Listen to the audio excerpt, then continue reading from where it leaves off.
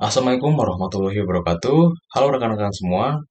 Di sini saya akan mempresentasikan hasil jawaban ujian tengah semester mata kuliah Sistem Operasi yang diampu oleh Bapak Yayan Cahya, Eskom Mkom. Sebelum masuk ke jawaban, izinkan saya memperkenalkan diri terlebih dahulu.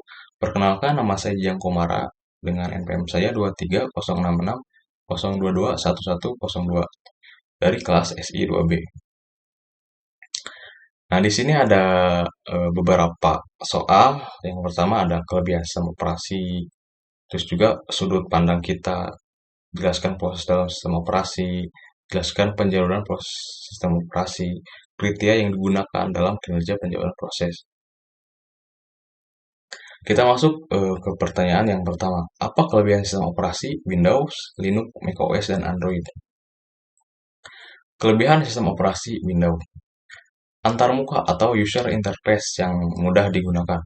Windows memiliki antarmuka grafis yang intuitif dan user-friendly dengan ikon, menu, dan jendela yang mudah dipahami. Hal ini membuatnya ideal untuk pemula dan pengguna yang tidak terbiasa dengan teknologi komputer. Windows 11 terbaru memiliki desain yang lebih modern dan ramping, membuatnya semakin mudah digunakan. Yang kedua, kontabilitas luas. Windows mendukung berbagai macam perangkat keras dan perangkat lunak, termasuk game dan aplikasi populer. Windows juga memiliki driver yang tersedia untuk sebagian besar perangkat keras, sehingga dapat dengan mudah menghubungkan perangkat ke komputer. Yang ketiga, fitur lengkap.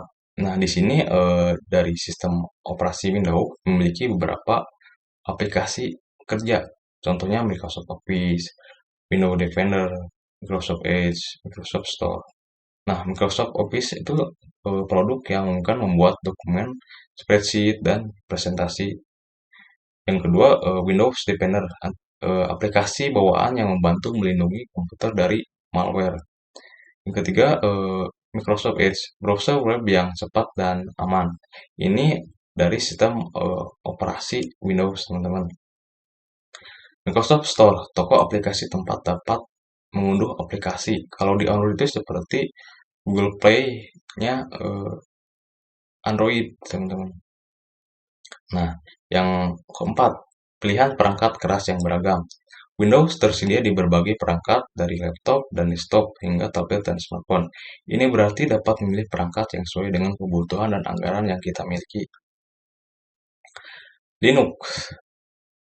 Kelebihan sistem operasi Linux. Yang pertama, gratis dan open source. Bebas untuk digunakan, dimodifikasi, dan didistribusikan tanpa biaya lisensi. Komunitas pengembang aktif yang terus meningkatkan dan memperbarui sistem. Yang kedua, keamanan tinggi. Kurang rentan terhadap virus dan malware dibandingkan sistem operasi lain. Memiliki komunitas pengguna yang fokus pada keamanan, perizinan yang ketat, dan kontrol akses yang kuat. Yang ketiga, stabilitas dan performa. Terkenal dengan stabilitas dan keandalannya, jarang mengalami crash atau error, dapat berjalan dengan lancar pada perangkat keras yang lama atau lemah. Yang keempat, fleksibilitas dan kemampuan disesuaikan. Sangat fleksibel dan dapat disesuaikan dengan kebutuhan pengguna. Berbagai pilihan desktop, environment, dan aplikasi tersedia. Pengguna dapat memodifikasi kode sumber untuk menyesuaikan sistem. Yang ketiga, kelebihan sistem operasi macOS. Yang pertama, stabil dan andal. macOS terkenal dengan stabilitas dan performanya yang tinggi. Sistem ini jarang mengalami crash atau error dan dapat berjalan selama berbulan-bulan atau bahkan bertahun-tahun tanpa perlu restart. Hal ini membuat macOS ideal untuk pekerjaan kreatif dan profesional. Yang kedua, keamanan tinggi. macOS memiliki tingkat keamanan yang kuat dan terintegrasi dengan baik. Apple secara konsisten memperbarui macOS dengan patch keamanan untuk melindungi pengguna dari malware dan ancaman online lainnya. macOS juga dilengkapi dengan fitur keamanan bawaan seperti Gatekeeper dan File Vault yang membantu menjaga keamanan perangkat. Tampilan antarmuka yang intuitif. macOS memiliki desain antarmuka yang elegan dan mudah digunakan. Sistem ini menggunakan icon, menu, dan jendela yang intuitif yang mudah dipahami bahkan untuk pemula sekaligus. macOS juga menawarkan berbagai fitur yang dirancang untuk meningkatkan produktivitas seperti Mission Control dan Launchpad. Nah, di sini ada contoh dari user interface atau antarmuka dari sistem operasi macOS. Kelebihan sistem operasi Android. Nah, yang pertama, gratis dan open source. Bebas biaya, bebas diubah dan didistribusikan tanpa batasan. Didukung komunitas pengembang aktif yang terus berinovasi. Dua, pilihan perangkat keras yang luas. Tersedia di berbagai macam perangkat, dari smartphone dan tablet hingga TV dan smartwatch. Fleksibilitas tinggi dalam memilih perangkat yang sesuai kebutuhan. Tiga, mudah digunakan. Antarmuka intuitif dengan ikon, menu, dan widget yang mudah dipahami. Fitur seperti Google Assistant dan Voice Search memudahkan penggunaan. 4. Banyak aplikasi. Google Play Store menawarkan jutaan aplikasi gratis dan berbayar. Hampir semua kebutuhan dapat terpenuhi dengan aplikasi yang tersedia. Yang kelima, dapat disesuaikan. Konektivitas yang baik dan update yang terus atau berkala. Ya, kita lanjut ke pertanyaan yang kedua. Menurut pandangan Anda, mengapa sistem operasi Linux tidak bisa mengalahkan kepopuleran sistem operasi Windows dari sudut pandang masyarakat umum? Menurut saya atau dari segi pengalaman, Windows memiliki kompatibilitas yang sangat luas dengan berbagai perangkat keras dan perangkat lunak, sehingga memungkinkan pengguna untuk menggunakan berbagai jenis perangkat dengan sistem operasi ini. Banyak orang belum familiar dengan Linux dan tidak mengetahui kelebihannya dibandingkan Windows. Windows sudah lama digunakan oleh banyak orang, sehingga menjadi kebiasaan terasa mudah digunakan. Sedangkan untuk Linux, terasa asing dan rumit. Nah, jadi masyarakat umum lebih memilih yang sudah ada dan sudah terkenal di ibaratnya. Nah, di sini ada data survei penggunaan Linux vs Windows. Nah, dari data yang ditampilkan, profesional developers juga lebih memilih sistem operasi Windows dengan angka presentasi 61%, Unix Linux 47%, macOS 44%, dan lainnya 1%. Jadi Windows sudah terkenal di profesional developer, jadi tidak asing lagi untuk memilih sistem operasi Windows dibandingkan dengan Linux. Pertanyaan yang ketiga, jelaskan proses dalam sistem operasi. Proses. Dalam sistem operasi, proses adalah program yang sedang dieksekusi. Proses memiliki beberapa komponen penting, yaitu program counter, menunjuk instruksi yang akan dieksekusi selanjutnya. Stack, menyimpan data sementara dan informasi kontrol untuk subrutin dan fungsi. Daerah data, menyimpan variabel dan data lain yang digunakan oleh program. Register, menyimpan nilai yang sering digunakan oleh program. Alamat pengiriman, menunjuk instruksi yang akan dijalankan jika terjadi interupsi. Stack data sama seperti stack, yaitu untuk menyimpan data sementara dan informasi kontrol untuk subrutin dan fungsi. Yang terakhir ada variabel pendukung lainnya, ini tergantung pada sistem operasi dan programnya, teman-teman. Proses dapat berada dalam beberapa status berbeda, yaitu ada new, running, waiting, ready, terminated. New yaitu proses dibuat, running instruksi dieksekusi, waiting proses menunggu beberapa event yang akan terjadi, ready proses menunggu jatah waktu dari prosesor, terminated proses selesai dieksekusi. Nah, di sini ada diagram status proses. Yang pertama ada new, ready, waiting, running, terminated. Nah, proses adalah konsep fundamental dalam sistem operasi. Dengan mengelola proses, sistem operasi dapat memastikan bahwa komputer digunakan secara efisien dan adil oleh semua pengguna. Kita lanjut ke pertanyaan keempat. Jelaskan istilah ready, running, blockade dalam sistem operasi. Nah, ready di sini merujuk pada proses dalam status ready, siap untuk dieksekusi, tetapi menunggu CPU yang tersedia. Proses ini telah dialokasikan semua sumber daya yang dibutuhkannya dan hanya perlu waktu CPU untuk menjalankan eksekusinya. Antrian proses ready sering disebut sebagai antrian siap. Nah, dari pengertian running, proses dalam status running sedang dieksekusi pada CPU. Jadi sebelum running itu ada ready, setelah ready ada running.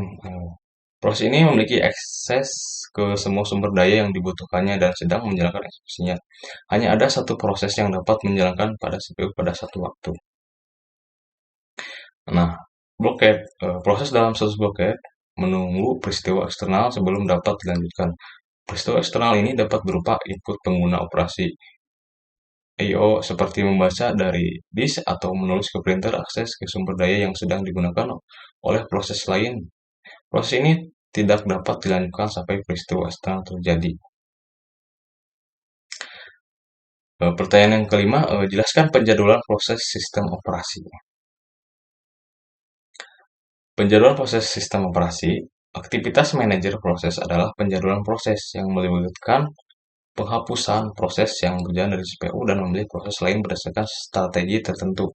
Penjadwalan proses multiprogramming OS sangat penting. Beberapa proses dapat dimuat ke dalam memori yang dapat dieksekusi pada saat yang sama dalam sistem operasi tersebut. Dan proses yang dimuat berbagi CPU menggunakan multiplexing temporal. Penjadwalan proses adalah tugas penting dalam sistem operasi untuk menentukan proses mana yang akan dijalankan pada CPU pada waktu tertentu. Nah, di sini ada presentasi penjadwalan proses. Ada I/O request, time/expired, CPU, wait for an interrupt course.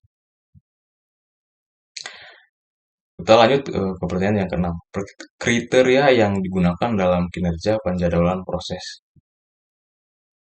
Nah, di sini ada beberapa kriteria dalam kinerja penjadwalan proses. Penjadwalan proses merupakan bagian penting dalam sistem operasi yang bertujuan untuk menentukan proses mana ini yang akan dieksekusi pada CPU pada waktu tertentu. Kinerja penjadwalan proses dapat diukur menggunakan beberapa kriteria yaitu yang satu penggunaan CPU. Tingkat pemanfaatan CPU, seberapa sering CPU digunakan untuk menjalankan proses semakin tinggi. Tingkat pemanfaatan CPU semakin efisien penjadwalan. Waktu idle, seberapa lama CPU tidak digunakan, semakin sedikit waktu idle, semakin efisien penjadwalan. Yang kedua, throughput. Jumlah proses yang diselesaikan. Berapa banyak proses yang diselesaikan oleh sistem dalam satuan waktu. Throughput yang tinggi menunjukkan bahwa penjadwalan proses memungkinkan sistem untuk menyelesaikan banyak pekerjaan. Yang ketiga, waktu respon. Waktu tunggu rata-rata. Berapa lama waktu rata-rata yang dibutuhkan proses untuk menunggu sebelum dieksekusi. Waktu respon yang singkat menunjukkan bahwa penjadwalan proses memungkinkan sistem untuk merespon pengguna dengan cepat. Waktu turnaround. Berapa lama waktu rata-rata yang dibutuhkan proses dari saat diajukan hingga selesai. Waktu turnaround yang singkat menunjukkan bahwa penjadwalan proses memungkinkan sistem untuk menyelesaikan pekerjaan yang cepat. Yang keempat, prediktabilitas. Perilaku penjadwalan yang konsisten. Pengguna dapat memprediksi kapan proses mereka akan dieksekusi. Determinisme penjadwalan harus deterministik, artinya hasil yang sama harus diperoleh setiap kali dengan input yang sama. Yang kelima ada fairness. Semua proses harus diperlakukan secara adil. Proses yang membutuhkan lebih banyak sumber daya harus mendapatkan prioritas yang lebih tinggi. Penting untuk dicatat bahwa tidak ada satu kriteria tunggal yang paling penting untuk semua situasi. Penjadwalan yang optimal harus menyeimbangkan beberapa kriteria ini untuk mencapai kinerja terbaik secara keseluruhan. Yang ketujuh, jelaskan konsep penjadwalan FIFO, first in, first out. First in, first out atau disebut juga FIFO. Penjadwalan FIFO, first in, first out juga dikenal sebagai FCFS, first come, first serve, adalah algoritma penjadwalan proses yang sederhana dan mudah dipahami. Algoritma ini bekerja dengan cara menjalankan proses berdasarkan urutan kedatangannya. Proses yang pertama kali masuk ke antrian akan dieksekusi terlebih dahulu, diikuti oleh proses yang kedua dan seterusnya. Jadi contoh sederhananya seperti kita membeli sesuatu atau barang ke Alfamart contohnya. Nah, ketika kita datang yang pertama, maka kita akan dilayani yang pertama. Dan kalau ada seseorang yang datangnya terakhir, maka yang akan dilayani terakhir. Jadi yang datang akan langsung dilayani dan seterusnya sampai yang ke terakhir. Jadi berurutan. Di sini ada contoh studi kasus FIFO. Nah, di sini ada eh, tiket checker. Nah, Yang pertama eh, mengambil tiket orang pertama, orang kedua, orang ketiga, dan orang keempat atau yang terakhir. Nah, orang yang pertama akan dilayani oleh tiket checker, yaitu akan dilayani yang pertama. Setelah itu yang kedua, yang ketiga, dan yang keempat. Jadi sesuai first in first out. Jadi yang pertama datang akan pertama dilayani. Ini dalam konteks studi kasus. Nah, yang soal ke-8, diketahui terdapat 5 antrian proses, yaitu P3, P2, P5, P4, P1 dengan lama proses berurutan atau burst time 5, 2, 3, 10, 16, 4. Jelaskan proses pembuatan Gantt chart, waiting time, average waiting time. Nah, yang pertama ada Gantt chart P3, P2, P5, P4, P1. Kenapa ini gini? Karena ini sesuai dengan soal, karena sudah berurutan P3, P2, P5, P4, dan P1. Nah, ini jika diurutkan P1 dengan burst time 5, P2, 23, P5, 10, P4, 16, P1, 4. Nah, yang pertama P3, yaitu 0 sampai 5. Nah, kenapa ini 28? Karena ditambah proses 2-nya, yaitu 23. 5 tambah 23, yaitu 28. 28 tambah 10, yaitu 38. 38 tambah 16, yaitu 54. 54 tambah 4, yaitu 58. Ini untuk gen search-nya. Jadi 0, 5, 28, 38, 54, 58. Nah, yang kedua ada waiting time atau waktu tunggu. Yang pertama P3, karena ini 1, P2, 5, P5, 28, P4, 38, P4, 38, dan P1 itu 54. Jadi sesuaikan dengan prosesnya, yaitu 5. Nah, terusnya ada average waiting time. Apa sih average waiting time? Jadi semua proses itu dijumlahkan dengan proses yang ada. Jadi P1, P2, P5, P4, P1 dijumlahkan dengan 5. Di mana 5? Karena 1, 2, 3, 4, 5. Jadi 5 proses dibagi 5, teman-teman. Nah, untuk hasilnya sini ada 0, 5, 28, 38, 54, 58. Ditambahkan atau dijumlahkan jadi 125. Dibagi 5, hasilnya 25. Baik, segitu saya jawaban hasil ujian setengah semester yang dapat saya sampaikan. Terima kasih atas atensi dari rekan-rekan semua. Wassalamualaikum warahmatullahi wabarakatuh.